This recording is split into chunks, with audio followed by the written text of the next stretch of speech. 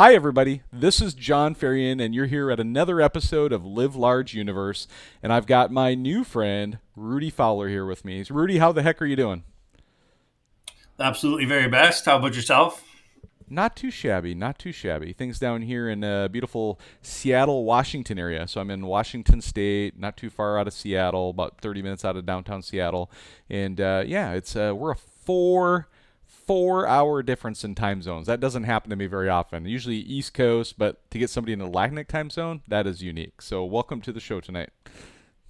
Yeah, you asked me at first, are you in the Atlantic or the Central time zone? Or sorry, Eastern or Central? And I was like, oh, I got a new one for you, pal. Atlantic. Atlantic, and I think I've done There's this like still daylight one there. one time before, maybe with somebody in Atlantic time zone, and so yeah, so we've got people who are going to be coming in here in just a minute, and as they do, I just want to remind them to go in the comments and let us know where you're watching tonight. So if you go in the comments and you type in the city and or state, or the city and in Canada, you call them Providence, right? So the city and the Providence that you're in.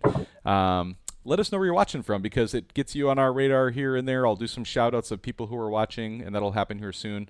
But Rudi, we're about 30 minutes behind schedule, and I made an update post here a little bit ago, and I just reminded everybody that if they already know you, they know this about you already, but you're probably just irresponsible. Is that what happened tonight, or what happened tonight for you to be able to be 30 minutes late for our appointment tonight? What happened, buddy? I like to talk, and I get talking to. I was up in Woodstock area, and I kind of forgot about the show, to be honest. And then I was flying. Actually, I was flying up, and I was in the air coming back, and I was like, "Oh shoot!" I just realized 10 o'clock. What time is it? And it was like, anyway. So I sent you a text. Oop, oop, we lost you.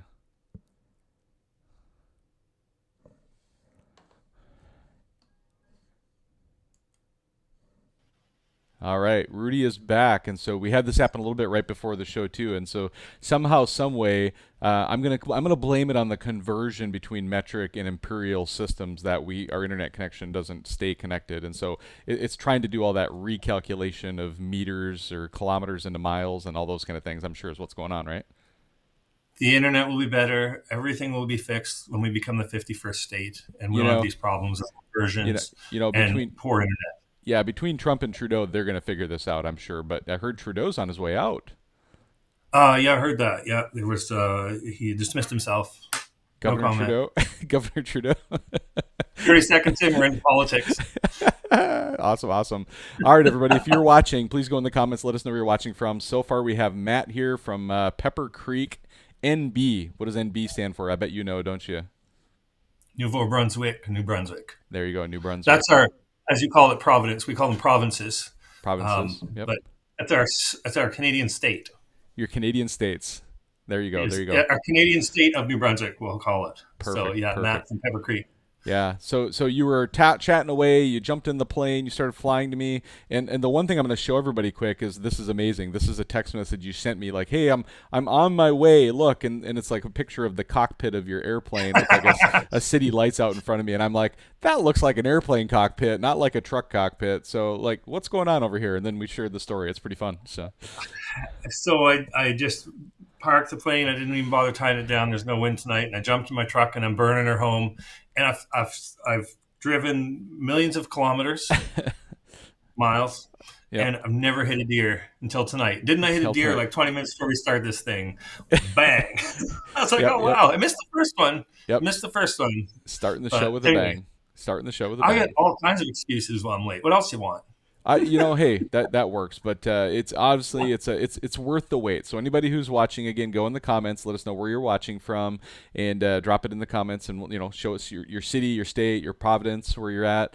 And in the meantime, I'm going to share with you that if you watch the show tonight and you share the show tonight, you're going to be entered in to win this amazing first aid kit from Backcountry First Aid Kit from Mountain Lab. So, got a number of sponsors for the show. Mountain Lab is sponsoring our prize tonight, and so just by sharing the show out tonight and helping us get the word out about these important shows and the things that we're going to teach everybody about, you're going to be entered in to win. So, thanks for doing that when you get a second. So. Rudy, you and I got introduced kind of through a past guest of mine who's been on. I think Lisa came on twice. So Lisa has participated in the 1,000 mile challenge. One year she didn't quite make the 1,000 miles, and she was on a snowmobile. That was her first year, if I remember right. The second year she went back, and snow conditions were an issue. She gave it a shot on an ATV. But she's going for a third round again this year, is my understanding, right? She's all on board for trying to do it again this year. I haven't heard if she was. I know she's going to be snowmobiling during the 1,000 mile challenge. A Gotcha. quick correction: Elisa did. She's probably listening. She did do the thousand She miles, did. Okay. but we were. It was attempted in 24-hour period, and she was like 28. Just She over. Just stole the over. show. No one remembers anybody else who ever tried to do 1,000 miles. Lisa, um, everybody behind Lisa was forgotten Very because good. nobody worked harder at that 1,000 miles than Lisa did. So Yeah, yeah, her story was amazing, and I think it like a lot of times, when somebody comes on like that and shares a story, like now the event, the event that you do, the 1,000 mile challenge, is on people's radar that maybe had never heard of it before, and so I love that about our sport and this podcast that we can kind of share those stories and go from there. But so that's how we were introduced, and then just I don't know, maybe a month or so ago, and I had posted that I'm looking for more guests for this season. I think Lisa threw your name out there, and then you and I got connected, and here we are. And so, do everybody a favor. So there's a lot of folks who maybe aren't going to know you tonight already. There's a lot who here are. We've got Tony Patterson here from Florenceville, New Brunswick. So welcome, Tony and Matt, so far. And again, anybody else who's watching, drop it in the comments. Let us know you're here. But just give us a quick overview of who the heck is Rudi, and a little bit about where do you live, what do you do, a little bit maybe of your background, your family, how you got into snowmobiling, those kind of things. Let's keep it high level for now.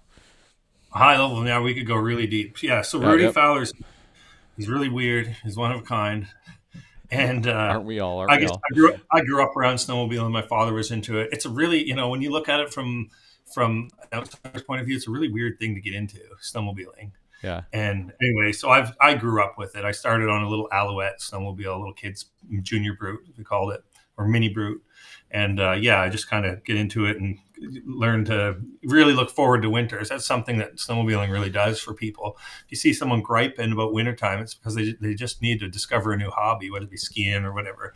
So I always got excited about snowstorms and stuff because of that. But yeah, so I work for myself. I have a couple different businesses that I do. I do solar consulting and installations, and I have an internet business called River Wireless. And yeah, it's kind of embarrassing because the internet's a little choppy tonight, but the price is right. Fair enough. Fair enough. I do a little bit of flying as a hobby. I have a plane, and it's kind of a latest passion in the last couple of years. It's competing with snowmobiling actually. So tomorrow I chose flying over snowmobiling, believe it or not. But yeah, so that's a little bit about me. I'm married, I have 4 kids. I live off grid. That's kind of cool. So it kind of ties in with the solar business. This whole operation is powered by the sun. Nice. That's amazing. Anyway, so yeah, I've always been off grid my whole adult life. And yeah, anyways, I can slide right into the 1,000 mile challenge if you want, or Yeah, yeah. Let's dive into that a little bit too. So let's go back to the origins of the seed of the idea of where did the 1,000 mile stumble challenge come from? Like, let's just go back to that moment in time when you kind of like were like, oh, this could be a thing, and like what led up to that. So okay. So to be very clear, the 1,000 mile challenge was never supposed to be a fundraiser. It was 100% selfish ego of my own ego. Snowmobilers, huge egos, right? Always in competition, alpha male type stuff. That's how it started. A few years back, the person who I originally did the 1,000 mile challenge with, one of my best friends, Danny Lunn. He was a mutual friend with my father, taught him actually growing up, and he's quite a bit older than me, but we got into snowmobiles together. We got up one morning. He had a Pro Cross 600 of some type, and I had a Firecat F7, still have it. And we said, let's go snowmobiling tomorrow morning, and let's just go, and we'll just go, and then we'll go halfway, and then we'll turn around and come back. So we ended up 300 miles from home. And then it was like, oh, shoot. Well, we better get home. And we ended up doing 610 miles on our GPSs. yeah, And I was junked. I think I dehydrated myself. The next day, we got up. We went from like 6 in the morning until 10 o'clock at night. Not a crazy day, but Danny mentioned, you know what? I bet you a guy could do 1,000 miles in one day, and I was wrecked the next day because I was throwing up and stuff. And I think I was dehydrated. Now that I think back, Yeah. anyway, I wasn't interested. Never touched a snowmobile again. It was near the end of the season. The trails were hardened up and stuff, Yeah. and that kind of sat in our minds, and it ended up on my bucket list. I actually have a physical bucket list that I have, Nice. and that was on it, to do 1,000 miles in one day on a snowmobile with Danny Lund. Well, it turns out he's older than me, and he's getting older than me faster in my head. I think Danny's 50 now, and I said, Danny, if we're gonna do this, it's on my bucket list. We should do it if we're gonna try it. Anyways, so we kind of planned it. The stars lined up, and we said, um, the trails are going to be perfect. It's right near the end of the season on our side of the planet. The trails the moisture comes out of it. The trails get hard. They get fast. You can Yep. just fly on them, and then like a week later, they're toast. You're down to Yeah. dirt. Yeah. So we planned it out. I had a newer sled. I had a 2016, still have it, the 2016 800 Arctic Cat. ZR, as you guys would call it. We call them ZR up here. Yep. Yep. We can arm wrestle about who's right later. Well, I mean, just for fun, tell me about what your process is, or is it a process? Like, tell me which one it is for you. No, I think either one goes up here. It depends Everybody if that you're I from know, the at least from Western Canada and Central Canada, it's process, and I giggle every time I hear somebody say process because down in the States we call it the process. So process. Pry. Yeah, no, well, either you're saying it wrong or you're spelling it wrong, one or the other. one or the other. It's good Sounds times. French. It's good times. Well, maybe we'll figure it out once you guys be annexed into the United States, as you were talking about earlier. Like if you Oh guys yeah. missed that at Well, the beginning of the show, Rudy called out that when it becomes the 51st state, we'll just make this happen everywhere. So I heard that Canada's going to get 50 new provinces. That's what I heard. oh, there you go, there you go. We So just Danny and I, we decided, hey, we're going to do this on this date. And of course, you have all your friends going, you can't do that. It's impossible. That'll never work. So the ego in me is like, you know what? Here's what I'm going to do. I always loved GPSs. Let's see if I can find one here for you. Um, and I said, let's take a two-way GPS and put it on snowmobile and then live stream the thing to Facebook. yeah, So, little shout out for Garmin here. there you go. You know what these are, right? Yeah, In the yeah, avalanche world, two-way. So it'll track your location pole to pole. Like doesn't matter where you are, north to south pole. You can get a 2-minute interval on this thing. So I said, oh, what a great excuse for Rudy to buy himself a new GPS because he doesn't really need one. So I got the GPS. I had it from like summertime or whatever. yep, yep. Bought the subscription, and I said, okay, I'm going to put this link on. And a Polaris, I don't know what you drive, but a Polaris and Ski-Doo, a mile on your speedometer is about 15% more than an actual GPS mile. So I said, we're going to do 1,000 GPS miles. Wow. Otherwise, we'll be done by lunch. Anyway, Yep, yep. so ego related, 100%. I said, I'm going to put the link online. We're going to do that. So a friend of mine, Christiana, who you probably see posting a lot, she's like, you need to make this an event. And I was like, no, I don't think we do. I just want to say this is what we're just going to do this for myself. I just want to see if I can do 1,000 miles. Danny wants to know if we can do it. It would be like a crazy record if we ever did pull it off. Technically it's doable, but you've got like exhaustion, you've got navigation, you've got the machines. That was like the big variable. Like I've never driven a snowmobile a whole day without breaking something. Yep. And it's just a ton of variables. And I'm like, I don't know if it'll work. But anyways, so Christiana wanted to make a Facebook page, and she's like, people will throw money at this. I'm like, no, I don't want money for this. This is me doing this thing. So anyway, a couple local businesses. Here's one right here. McLean Sports, a little shout out for them. There were four. It was McLean Sports. It was CMAC Motorsports. There was Phil's Auto, and the fourth one will come to me. They collectively wanted to give well, each $500. Collectively, it was about $2,000. Nice. And I was like, I don't want the money. We're going to do this anyway, whether people want to throw money at it or not. Yeah. But it was generating some PR online, right? So Yeah. it's getting some views and stuff. And this is something I never really knew about. And now I'm like putting product placement everywhere Yep. Yep. because it generates PR for these companies that sponsor.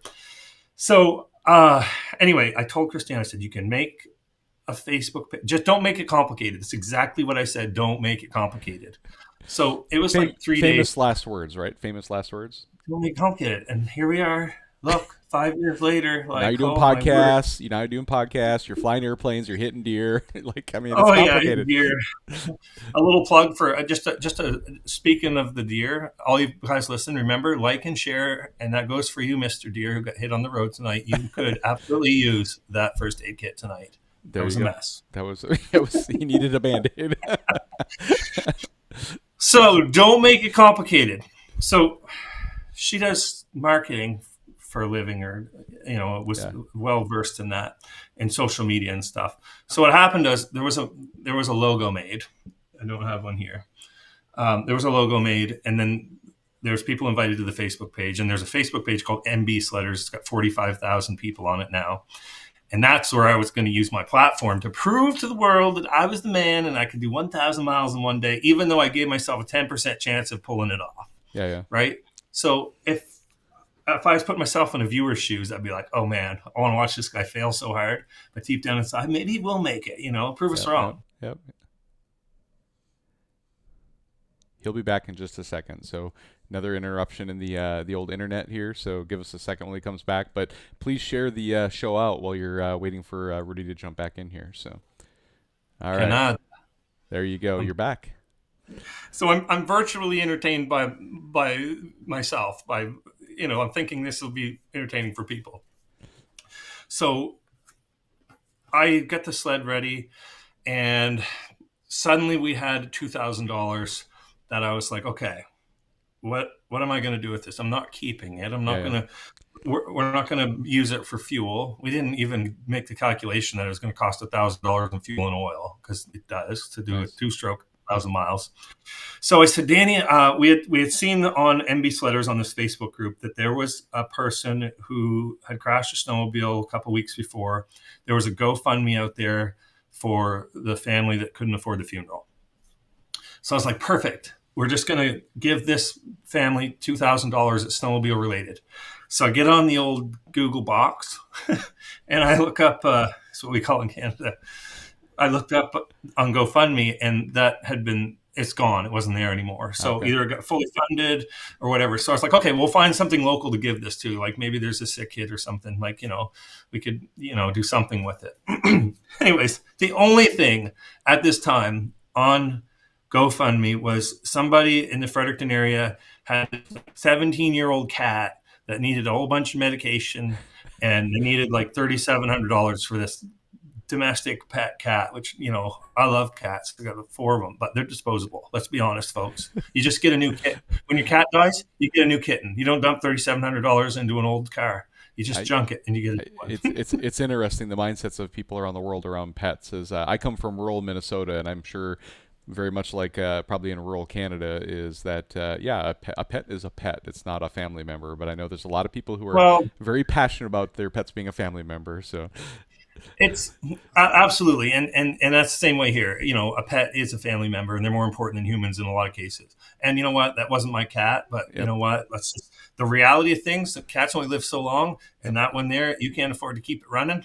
So here's a new kitten for you. So did you go buy 2,000 new kittens and give them a new No, kitten? we called the guy and we took him a new kitten and we shot his cat. No, we didn't. We didn't do that. Okay, this podcast is going to be flagged.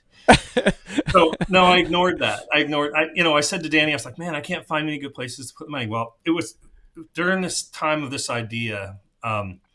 Their COVID was like just firing up, and we didn't know what was going on. They actually shut the trails down while we were planning our event, and then they opened again during the event. And you weren't supposed to go in warming huts and stuff, and you're only allowed to peek through a 1/4 inch slit in your curtains and stuff like that.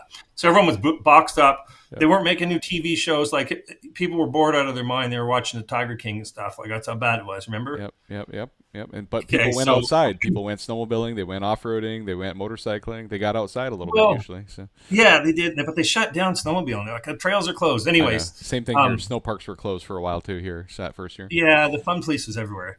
Yep. So anyway, they did open the trails not for the event, but coincidentally because of the event. The Snowmobile Federation at the time, the members couldn't support what we were doing because the trails were closed. We kind of contacted them.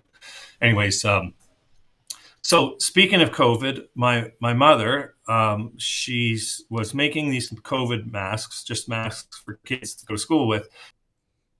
And you're gone. He's gone again.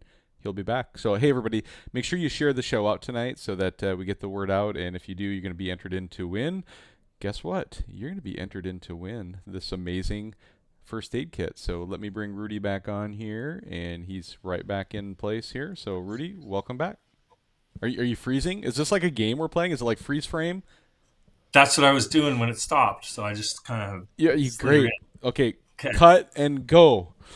But that's a Action. great idea. When that screws up, you get them like and shares cooking on that bag. I did. I shared it. I was like, hey, Yeah. let's get the shares out there. Drop it in the comments where you're from. And we, by the way, just we got Eric Nelson here's from Oak Harbor as well. We got Uchi Uchinero, which I believe, if I remember right, the guy's name is Matt. He's out of Colorado. He runs a Facebook page down there called Colorado Snowmobile Family. I think Jeremy, we didn't do a shout out yet to. He's from New Brunswick. Sodi Clay is here from Northern California. So we got folks from U.S. and Canada here watching. And if you're still watching, you haven't done it yet, drop it in the comments and let us know, and we'll give you a shout out a little bit later again. So Rudi, action. Back to you, buddy. Sorry, I'm back. Long story. I hope you got lots of time. Am I That's what, entertaining enough? Or we got dropping plenty of time. pictures or what? If you could make me laugh a little bit more, that would be awesome. But no, you're doing a great job. So keep it up. Let's go. Okay, cool. So we got $2,000 sponsors to do this thing that we think that we can do called, no, it wasn't called the 1,000 Mile Challenge. It was just two clowns going to do 1,000 miles in one day. Yep. Full disclosure, we have no speed limits on the snowmobile trails here in New Brunswick. Nice. So anyways, so my mother was making these COVID masks and Yep. selling them at the Tracy store, who also sponsored as well. Anyways, she was selling them for $5. It was costing her like $2 to make the mask, and she was taking the money that she made and giving it to the local kids camp, Green Hill Lake Bible Camp, and she might have made $300, and then you can send a kid to camp with that. So I was like, oh, well, maybe we'll give it to mom and see if she can give it to the camp. So she's on the board at Green Hill Lake. So I called her up. She's completely ecstatic. She's like, $2,000, which is like 5 years of mask building. Yeah. And I was like, okay, well, we're going to do that. So I don't even know if we advertised that, but so we had, and I wasn't out getting sponsors or asking for money or anything. Yeah. All I wanted to do was do 1,000 miles. in one day. Rudi just wanted to go for a darn snowmobile ride. That's what Rudi wanted to do. Yeah, it turns out after the event, he didn't want to do that. It was a little painful, was it? Was it a little painful? Yeah, he just, as Danny Lund would say, seemed like a good idea at the time. Until it wasn't. Yeah. So the worst part about the first year 1,000 Mile Challenge for me was, and people, I don't worry about things ever. Like I'm just super chill. But man, did I ever have anxiety the night before we were going to leave, or the day or two, because Christiana made a map of where we were going to go with the proposed fuel stops, and it had 26,000 views on this. Wow. And at the time, 26,000 views was a big deal. Now it's not. But at the time, I was like, oh, my word, I'm thinking about a Nickelback concert I went to once, and there was 10,000 people there. I was like, oh, it's like 2.5 of them. Yep. So they saw this. So now I'm feeling the pressure. That's like the people. total number of residents in Canada, isn't it? Isn't that what's going on? Yeah, there? yeah. I mean, Plus that's what I thought. tax. Yeah. Yeah. Yeah, so it's a lot. It's a whole country's worth. It's everyone in your new state, Greenland. There you go. Oh, there you go. Woo. So, anyways, yeah, the anxiety was high because I felt the pressure of a whole bunch of people watching, and now I don't feel that at all. I mean, you're kind of used to it. But anyway, so I wanted to do 1,000 miles in one day, not a 24-hour period. So it's like, Danny, we're going to have to leave at midnight. So that was tougher than years later because you actually had to drive into the dark twice. Yeah. And it screws with your head a little bit. Anyway, so we had a place to put the money. it started to get complicated because we have logos now and expectations have been set, and now there's a big audience. I was hoping for an audience after if we pulled it off, not during. Yeah. So, anyways, we started. People were asking for content like what are you guys doing to get ready and stuff like that. It was 3 days. Like this was 3 days. So to speed up the story, if it matters, we left at midnight on 2 sleds, 2 cats, and the day before we left, I think it was the day before we left, my father was like, you know what, I'm gonna shadow you guys in the truck in a Okay. support vehicle, and we're gonna take an extra sled or two. So anyway, and he was a little worried because he saw the PR it was generating. And anyways, so what happened, and we learned this very quickly as we started going, that support vehicle was crucial, just because we didn't really have to drive fast. We just had to be fast when we stopped. Yeah. And sometimes you roll into a gas station, and you're waiting in line, and then you're waiting, you get her fueled up, and you're jamming food down, and then you got to wait for Grandpa to get his lotto tickets all checked, and all that stuff. Double check that one. I'm pretty sure that was a winner. You know what I mean? I Does know that what happen you down mean. there? Oh yeah. Yep. And then you burn 15 minutes. Well, Yep. then you got to drive like an idiot after that Yeah, to yeah, catch up to because catch up. Yeah, on the 'cause GPS. yeah, I mean, if you do I'm sure you've done it. Like if you do the math on how many miles you have to do in a 24-hour period of time, if you were moving the entire time, it's probably not that fast. But the 42 trick, miles an hour. yeah, exactly. The trick is like, Yeah. but as soon as you stop for zero, that adds to your average speed of zero, Yeah. right? And so now you've got to go twice as fast in order to make up for the time that you totally missed, Exactly. right? And so it absolutely, I get it. So, and he's gone again. You guys, what's going on up in Canada with the internet? I mean, do we need to figure something out there? So I've got Lorraine here is from New Jersey. Welcome. You guys get in there and share the show out while we're waiting for Rudi. He's coming back right now. Watch this. If I click a button, boom, he's back just like that. I What I just want to know disconnected is because what I I want have to to know break. is like Ricky Bobby and Rudi want to know what do you do with your hands? Like when you're in an interview like this, what do you do with your hands? Do you have them up here? Do you put them down here? Like it's awkward. Like They're always moving. okay. We talk. We like the French. They're always you're telling a story. Things are happening in your head, Yep. and it comes out of your extremities. Yep. Yep. Yep. Yep. Yeah. Uchi. So question here. So Uchi is going like 1,000 miles in 24 hours. The answer is yes. And if you haven't caught on to that yet, I know you joined a little bit late, Uchi, but yes, 1,000 miles in 24 hours is the trick here. So Rudi, back to you. It sounds crazy because I know on the West Coast you guys are mostly mountain riders, and like 1,000 miles in 5 years is probably a lot. And most of the miles probably when you're stuck. Well, yeah, I mean, well, I'm from the Midwest, Minnesota originally, and so for Okay. me, in an average winter season in Minnesota, I could do 1,000, 1,500, 2,000 miles, and it was like an average to below average season. One year I did 4,500 miles in one season when I was really crazy. That was a lot, but that was in a That's whole busy. season. That was a whole season. Here in Right. Washington State, like our average ride day is like 20 to 40 miles in a given day because yeah, you're going up a trail for 5 miles and then you're spending all day long off trail. I actually checked the average speed, like on the Skidoos that I'd ride. Like you can do average seasonal speed, like you just look at what the average is. I think one year I had an average speed of 13 miles an hour. Like you Yeah. just don't travel fast when you're out in the mountains. So Exactly. Yeah. So on these GPSs, you can choose your fields on here, and you can see overall average and then your moving average. yep, So your moving average is always really good because when you're moving, you're cruising along a pretty good clip. Now we hand picked our trails. We didn't backtrack any, but we picked our trails because we know the trail system so well. Where can we do good, safe, fast miles? So like Piston Alley, we have a place called Piston Alley. It's like 23 miles of just straight.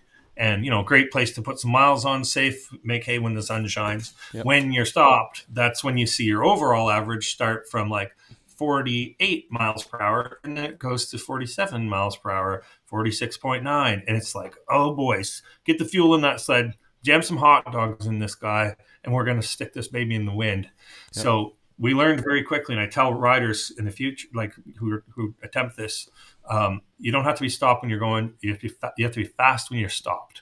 So the support crew became paramount. So what they would do is they would have jugs ready to go. You roll into the gas station. They bought the fuel there, but before you got there, you yeah, might have done 100 miles and they only had to do 30 because you went in and out again or whatever. And we would we didn't even use the spouts. Like we got funnels and shotgunned it into the sled just Yep. because we knew how important it was to be fast when you stop. Yep. So, get off, have a little pee, and learning from the past, I dehydrated myself, drink lots of water. So it was just beef jerky and water usually. I think it's all I can remember.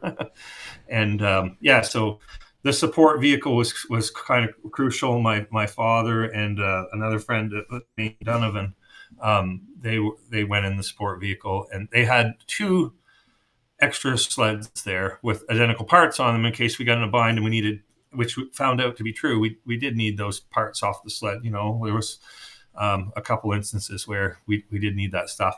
So as we drove, we left at midnight, and you could see the amount of viewers watching what you were doing, and we were getting updates from the crew. Like Christiana was running the computer the whole time and like managing the Facebook. And what happened is it just bloomed into this huge need for information. And everyone's like, where are they? Well, they could see the little blue dot moving across the screen, and they could see what speed we were doing and why did they stop and how are they doing for time? Are they going to make it? And we drove all through the night, and we were in Bathurst, which is on the top part of the provincial state of New Brunswick. And there was a crowd there when we got there. And then we were like, oh my word, like this is getting crazy. And people, were videoing us with their phones and stuff. And they would post that online and create all this content on this group that we created called the 1,000 Mile Challenge. Yeah. And so everybody contributed to what was going on. And, it just, they were, if the blue dot stopped in the middle of nowhere, we had no way to contact anyone. Everyone's just losing it. Nobody got any work there. We caused the entire economy in New Brunswick like hundreds of thousands of dollars in lost work. So Everybody just that's stopped what kind they of were doing. Everybody just stopped what they were doing to watch the spectacle, right? yeah. And by the second stop, the news was on the horn, and they wanted to do a Zoom call, and I just like I don't have time for this. Like we got to go. We actually because then I started to believe that we could do it. And I was like, gee, Danny, like and the sun came up, and we were feeling it. By noon the next day, so it had been 12 hours, we were over 500 miles. Nice. And there's a video because we were creating content as we went. If Danny and I stopped in the woods, there was one point we're just kind of sitting back on the sleds, and it was by Moose Valley. It was around noontime, and Danny looked at me, and he had his GPS, and it had the miles on it. And I said, Danny, I said, are we going to get it? And he's like, we're going to get it. And I was like, no way. I said, I can't. Like, we're only half done. Anything could happen. And stuff did. The sled started falling apart. I split a clutch in half. Idler wheels were coming off the thing. And there was just a lot going on. Anyway, it created a lot of drama. And there was a point where actually we were behind the eight ball. Like we were, I don't know if that's the right term, but things weren't looking good. There was a half an hour spot where we were on the side of the trail waiting for parts. And the truck had already gone halfway to Fredericton, and they had to turn around and come back. And anyways, at that point, we actually changed our route because we were going to get into some trails that were twisty. And we ended up doing what I call the loser lap. And it was 40 miles of river. And we went 20 miles one way and turned around and came back the other 20. Long story short, short story long, we got it done within 10 minutes to spare. And the crowd went wild. That's awesome. We rolled back into the starting point. We were about 20 miles from home when we did the when we got the 1,000 miles. There was fireworks. There's people everywhere. Every time you come into a street, there's just people lined on the streets. That's amazing. And yeah, it was crazy. And you get that dopamine hit when you're going. You're like, oh, we can hammer through. Danny checked out at like 850 miles. He was gone. He was just like, I'm like, Danny, just follow the red light. And there was times when I checked out, and we just kind of played off each other. Yeah. And, it was exhausting. We kept it safe, got it done. We rolled into my house at like 2 a.m. After it took us forever to do the last 26 miles. We were so junked. Yep. And more fireworks, balloons. There was people had sweaters, mad off the wall graphics. I don't know how they did this all in one day. They had the logo printed. They had a banner with a whole bunch of sponsors on it. Wow. This all happened in one day. That's amazing. We rolled into home at 2 a.m. Camp directors were there. A huge crowd of people were there. And then there was a big announcement that $19,000 was raised. That's amazing. And we were like, that's crazy. Hey, and Big Bowl of Chili. Whoever said being crazy didn't pay off, right? Like, look at this. I told you we're weird. So that was the first year, and that's how it started. And I never ever wanted to do that again. I was like, that just wrecked me. Yeah. And somebody put a camera in our face and said, "Would you do it again?" And Danny said yes, and I was like, "Oh yeah, I would do that again." And so, and of course, you have a whole year to recover Yeah. and get your wits about you.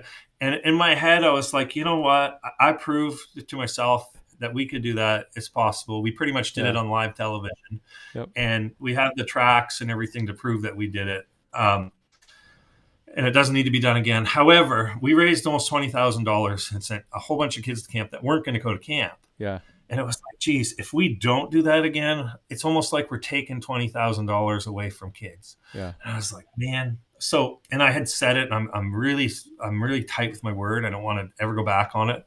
So Danny had said it, and I was like, okay, Danny, we'll do it again. We'll be better prepared, and we won't do it at midnight to midnight, and we'll Just do it make over it an 24 event. hours. Yep. Yep. Yeah, if we make it an event, it will, we'll be way better prepared. We had 3 days. We did $20,000. And then we were like, well, is it going to have the same, effect as it did the first year, or is it just going to get old?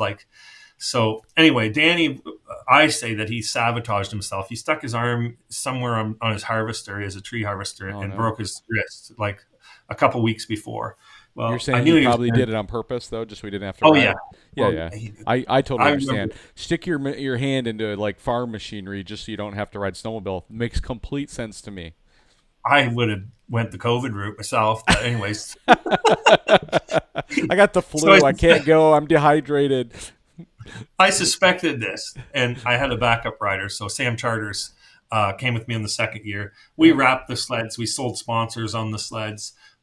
Everybody wanted in. A lot of the snowmobile clubs were pitching in, donating, and it just became a really cool event. We had an ending event with Tristan Horncastle. He came out and did a concert and stuff, and it was Yeah. just a lot better organized. We had a helicopter chase pilot come Yep. and follow Yeah. us and get some great footage. And we did it. I think it was in 21 or 22 and a half hours, I Yep. think, Yep. around there. And we raised $76,000. And Yep. then I did not commit to doing it the third year. Nice. Nice. Nice. So it turned into an event. The That's third awesome. year, we did auditions. That's where we met Lisa. We had 4 different riders. We tried to get one from each brand to create even more PR, Yeah. right? Collectively, these everybody raised 150,000, I Wow. believe. It's And amazing. then last year, we didn't do auditions. We opened up whoever wanted to come, and we took a 24-hour time limit off of it. So you have now a week to do it. And we opened it up to anybody, so we didn't have to pick and choose people. Yeah. And it actually ended up bringing a whole lot more people in. We still have riders that do it in 24 hours or less, or try to. Yep. And then 3 days is the typical, but they have a week to do it. Yep. And it enabled people like my father, who's on his second year of doing it now, is to do the 1,000 miles, but he's got a week to do it. We put these people on a pedestal. They get to use the platform for the PR. Sponsors love it because they get lots of clicks and exposure Yep. on things. And you know what? It's a great cause. We run like a skeleton crew as far as not spending money to run the event. I don't Yeah. get paid for it. It's I love snowmobiling. And now we've raised it's close to $400,000 so far as what we've raised to send kids to Yeah. camp over the 5 years. Yep. And so now it's an event. It's a nonprofit. We registered it up, and we have directors, and we have lots of great volunteers. And so far, everything's been great. We've got riders coming from as far as I believe Indiana, Newfoundland. We have riders registered. Ontario, Minnesota, Ohio. Second year for the Ohio boys are coming Awesome. back up. I'm gonna So pause and you it's for putting the Brunswick on the map. Okay, I'm going to pause you for a second. Then we're going to come back to this in a minute. But I think what you've just shared so far. I feel inspired to share with everybody the namesake of this podcast, Live Large and Live Large Universe, what this means to me and what it means, right? And so, Live Large, I tell everybody, is live life to the fullest. I think check that box. You guys are making that happen. make the most of every day, right? Good days, bad days, like take an opportunity that you have and you've maximized it, you've made the most of it. Like you found incremental value in something that you just were going to do anyway, but you've gotten all this other stuff going on. And then the final one is make a difference to others. And so live life to the fullest, make the most of every day, and make a difference to others. And you guys like check all the boxes on that. And again, when we share these stories, everybody, and this is why it's so important that we share this, right? So everybody who's watching tonight and the recordings tomorrow, just drop it in the comments and let us know if you're watching live tonight. We'd love to just kind of get that in the chat. The more comments we get, the more shares we get, the more the algorithms of these social media channels continue to like elevate the platform, and we get the word out about these amazing stories. And think about it now, we've got kids who financially aren't able to go to summer camp who now are able to do so simply because someone like Rudi here is a passionate snowmobiler and he's figured out a way to kind of make a difference in the life around him. So it's awesome that we're doing this here, and so thank you for that. And then what I want to touch on next, Rudi, is that you've talked about people from all over the place are coming, but I don't think we've really dialed in this idea of if I'm from Washington or from Minnesota or wherever, like I'm coming to participate in the event and it's really cool. But the reality is like they can actually raise funds for people in their local community. Can you go a little deeper into how that works? Yeah, for sure. So the first year we dumped the money in one camp. The second year we had like 4 different camps, and we still weren't incorporated, and we were just using the camps as a dumping ground for the money, Yep. which was great. But then we started to grow into different provinces and different states. And last year we had teams come from, I think our farthest away was probably Michael Bolche. If he's watching, I said his name right. Nice, I've been nice. practicing. I've been practicing. So what happens is we on the last year we kind of changed things where it was just so much for us to go out and get sponsors for everything that we're doing. So we employed the riders to get sponsors for what they're doing. They can wrap their sled, sell sponsors on the sled, gets exposure and stuff. Well, you might have a rider that's coming from Michigan, and he's going to go around and he's going to say, "Hey, I'm looking for sponsors and donations to do this ride in New Brunswick." And me as a business owner, I'm going to say, "Okay, well, it's going to give me some exposure because you're going to be doing some sharing on the social media in your area. But where's the money go?" Oh, well, it goes up to a camp in, one of the camps in New Brunswick. And, okay, so we're going to take a bunch of money out of the States and we're going to dump it in New Brunswick. Great. But so what we decided to do last year, because I don't completely agree with that either. We're taking money out of places where people are spending their money and the riders are spending their money and they're not seeing a difference in their community. So what we did is we said, hey, go if you're a rider in your area, go find a camp and partner with that camp. Get them to promote with you and tell them, hey, I want your camp to find kids who aren't going to go to camp because of finances. And we're going to take money from the auto shop in this area, and I'm going to go do this thing. We're going to promote and stuff. But then I want names of the kids in the area, and we're going to send a bill to the 1,000 Mile Challenge, and we're going to send kids to camp in our area. So now I think it was 17 or 18 different camps all across. We had some in Michigan, Ontario's a bunch of camps in Ontario. I don't know if we did Nova Scotia. Most of the money is in New Brunswick, but most of our riders are from New Brunswick. So we found a way to spread the 1,000 Mile Challenge, the effects of the 1,000 Mile Challenge all over the place, wherever the riders are coming from. It's growing. It's cool. So, and now it makes them easier to get sponsors, and there's a possibility for them to bring more. Oop, and he's gone again here. So, Lorraine, I see your question here. When he comes back, I'm going to try to work it in about how many people have finished the race. If anybody's watching, like Tony, it looks like you've got a lot of insight on what's going on. Feel free to answer questions from Lorraine and others as you've been doing. So, keep up the great work there. Appreciate it. And here is Rudi. I Action. was just starting to get excited. I know. I So know. there's a possibility for camps and riders to bring even more dollars than what they raised in their area, because we do get corporate sponsors Nice. that aren't tied to teams. So Dayco's on for the second year in a row. Last year we had Cinto as our exclusive oil sponsor. And you guys probably never heard of Cinto, but guess what? Now your riders on the West Coast heard about Cinto. I haven't talked them into this year, but I'm sure I will. So in those cases, there was $10,000 just in two corporate sponsors, Nice. and we try to spend all the money by the Yeah. end of the year. Yeah. We leave a little bit in to help us with the shows and stuff, and a little bit of operating costs, but we try to spend all the money. Every year, we register more kids than we can take, That's and we always awesome. find a way to make it work. But yeah, so and if it depends on how many kids register too in a certain area. Yep. So how we do it is when the event is done, we have a registration page on our website, and you can go in and you can put a name of a child, even if it's not yours, just as long as the contact information's there. We've had school bus riders go and fill these forms out for kids because they know who might not go to camp because of it, and then we ask them to put in what camp they want to go to, whether it's a camp in Ohio or it's a camp in New Brunswick. Put the camp name. We forward the names to the camps, and then the camps will reach out to the contact for these children and say, "Hey, your name was given to us by whoever," and it might be the parent. The parent can do it, and then they'll say, "You've been sponsored to."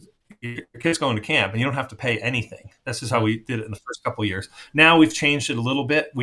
A kid can still go to camp, but we always ask if someone can usually give something along with it. So sometimes we pay for half of the subscription. It's not the correct word. The the fee. the The fee. cost, the Yeah. The fee, cost. the camp fee. We Yep. might pay, and what we learned is it can make our money go way further. Yeah. Exactly. So we forward the names to the camps. The camps go and they'll register the kids. The kids will go to camp. The camps will then send us a bill. We cross reference it with the names that we collected, so we know that Perfect. it came from the 1,000 Mile Challenge.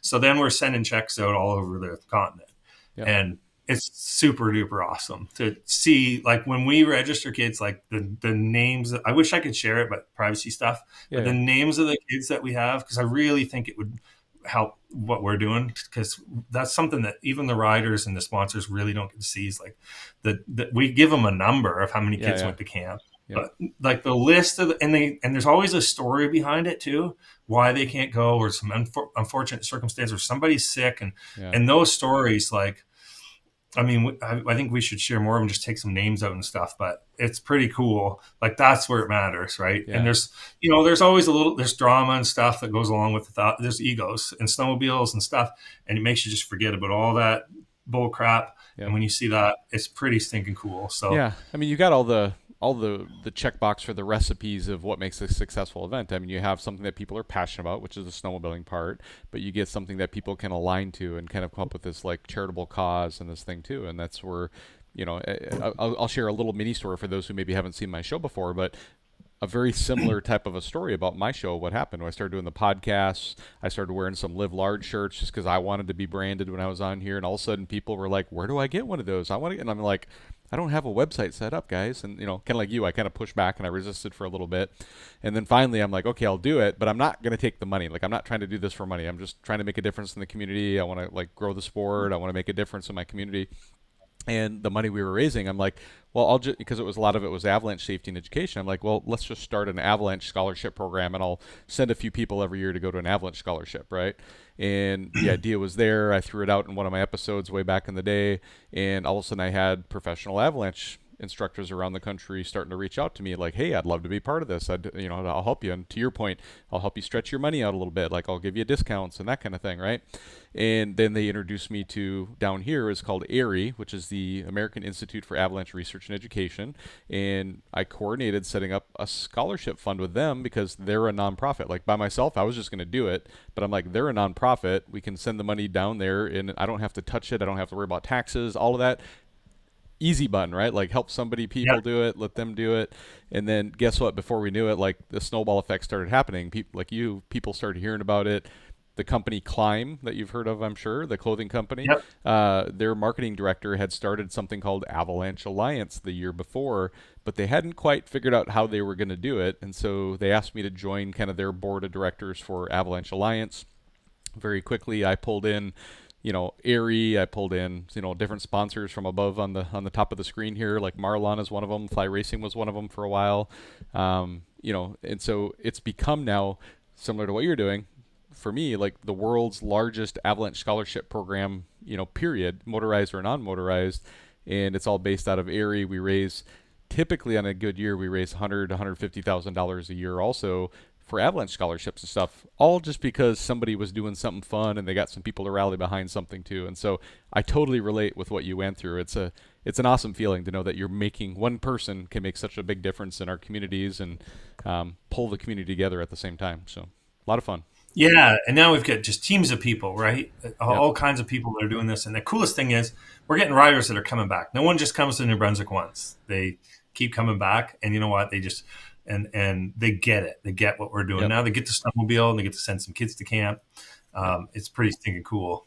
Yep, yep, very good. So I think for the most part we've told the story we want to tell tonight. Is there any like thank yous, shout outs you want to give to, people, volunteers, sponsors? And I'll just throw it out there that you're probably going to miss somebody and we'll apologize in advance because it's always hard in the moment to have it all Yeah. committed to memory. But give it a shot. Let's see what you can do with some shout outs and thank yous. So, Yeah, so the biggest thing that makes this operation happen, our biggest donors are sponsors. So we get, and there's too many to mention because I will forget yep, a lot of them. yep, yep. It's hundreds of sponsors that jump in on It's this, amazing. and the sponsors come from the riders. Now the riders Yeah, are boots on the ground. They're the ones that are really putting the work in. They're promoting themselves. They're promoting the event, and they're promoting for the camps, and they're out there doing the work. And when we've got a nice team of volunteers too, and they're probably all watching tonight. They know who they are. yep, A lot of our volunteers are coming from teams that have participated in the past, or spouses of teams who have participated in the past. yep. And everyone just kind of gets it. Like we went to a couple snowmobile shows this year. We went to Toronto and went to the Novi show in, I think it's called Novi. Is that right? Am I saying it right? We'll just call it Detroit. Oh, there you go. Sure. Yeah. So Michael Bolche picked us up at the airport and he brought his sled. Like we used to cart the snowmobiles and cart the whole event with us to say Toronto, but now we've got riders everywhere. We've got like Team Boot and the two boys and their father Jeff. They brought their snowmobiles. They helped us set up the booth. Their boots on the ground. They've got a vehicle. They can help us with that, right? And same with Michael Bolte in Michigan, and he helped us out. And then Team Ohio came up, Maylene and Donnie Deckling and Josh Dye, which was last year's Ohio team. They came up, surprised us at the show, and they helped us out and helped promote and everything. And they get it. And Maylene's one of the volunteers. She's been doing an excellent job with. Keeping riders, trying to keep rider expectations happy, which is always a tough one. Making sure that sponsors have paid and get their receipts. And then we have a venue that we have to start from. And Lisa Whiteman, she's heavily involved with what we're doing. I think she's watching tonight too. So Nice. she's actually going to be one of the directors at the 1,000 Mile Challenge now. And then, of course, Christiana, who's never stopped. She's 24/7 promoting and graphics, just absolutely Yeah, constantly all the she's here in time. the comments, and she just dropped something that I included into our video here too. It says if listeners would like to support the amazing cause, you can get on www.1000milechallenge.ca, and so she's offered the link to everybody to donate to the Yeah, cause that's awesome. if they want to support it. So she's here in the comments, and again, some of the other names here too. I can tell they're people who are supporting you constantly, and they're in there answering questions and different things to the audience. So it's very nice. Yeah, you had mentioned one name, Tony Patterson at first. He's Yep. actually a rider this year. His daughter rode last year. It was Team Gibson and it's Lauren and Gibson. Kent, I think is Gibson's last name. Gotcha. Anyway, so Lauren is riding this year with her father. She's going to do the 1,000 Mile Challenge again, but she's going to ride with her father this year. So Tony's been watching, and they've been doing an excellent job of Yep. out there, boots on the ground, getting sponsors, and absolutely helping with anything that we need. They actually met Lisa. Lisa moved to New Brunswick. I don't know if you knew that. I don't. She Yeah, I haven't moved. been following it. Yeah. Okay, so she never been to New Brunswick before the 1,000 Mile Challenge. She Oh came to wow. New Brunswick, kept coming back, ended up moving here a couple weeks ago. Um, it's because of the 1,000 Mile Challenge, which is kind of crazy. Yep. And then Lauren and Tony helped them move. So it's we're creating a little community and family It's just with amazing. that. It's pretty cool. Yep, very amazing. And so there was somebody up here earlier too that I can tell you probably knew too. Somebody named Michael Scott just says, "Hey, just hey," he says, "Hey kids, just about bedtime here. Had to chime in though, so wanted to say hi, basically." So, Okay, cool. yep, Yeah, Michael Scott's a big fan of ours. Yeah. yep, I very think good. I'm not sure where he's from. If he's listening, I'm not sure if he's from New Brunswick or not. But I just see him on social media Yep. often. Based on the comment, I'm thinking he's got his eyes closed right about now, so we're brushing his teeth or Oh, something. okay. So, On the awesome, Western awesome. time. I know, right? Like, it's still early here. It's only 7:30 at night. I still have to eat dinner yet before I go to bed tonight. So, Oh yeah. awesome, awesome, awesome. So, but yeah, pleasure having you on tonight, Rudy. Any final words you want to do before we kind of just totally wrap it up? No, I appreciate you putting us on. I think it's important that we both do this. You can leverage our platform for Yep. your avalanche stuff, and we're coming across from both sides of our soon to be combined country, and it's great for us. We've seen our growth start in New Yeah. Brunswick, and now we've got riders from Michigan now, and Yeah. who knows, maybe we'll have some from Washington, California. Who You never knows? know. You never know. But it's cool to be able to network with guys like you, and hopefully it's mutually benefits everybody. It's Oh, definitely going to absolutely. help Yeah, kids it's for just and sure. it's good for the sport overall. I think is what we're all passionate about. It's one thing I've found is that the sport of snowmobiling and some of the other hobbies we get into is people from every walk of life participate in these sports, and so the network is just amazing of the people you meet and that you get to know and stuff through this whole process. And this podcast has been a blessing for me too. And frankly, in spite of it being a lot of hard work and a lot of extra hours, like I enjoy it so much and I see so much value in it that we keep bringing it back and people keep asking for it. So here we are. You So do an excellent job. I've thank noticed you. one thing: you're very organized, way more organized than Rudy, and And probably on time. yeah, and for what it's worth, this like our interaction was probably one of the least organized ones that I've ever done because you and I were really struggling with our calendars. Like the fact that we're here on a Friday night is very unique for me. Usually it's on a Sunday night, but I've got a business trip coming up from Sunday to Tuesday to go to New York City for 3 days, and then I come back and I knew I wasn't going to work it in, and then to get in touch with you, normally I would sit down and do a little test like this in advance, and I'm calling you from the cars. I'm leaving work one night, so this whole thing's been kind of some people might call it a poop show. They would call it, as far as how we pulled this together, and but we did it, and we're here, and we're having fun. So that's what matters. So Yeah, one thing I learned is, I mean, I do leave things to the last minute. It always works out. I'm really good at ad hocing things, and I knew that if I just had a half hour heads up, I'd be able to pull off something that I exactly. think would work out. No script required. It's a great story, and it's easy to tell. Yep, yep. All right. Well, my final words to everybody when they watch, and to my guests too, is like God bless everybody. Live large and have an amazing night. So talk to everybody later. Rudy, you can hang tight for a second, and we're gonna wrap this up. So tell everybody goodbye. See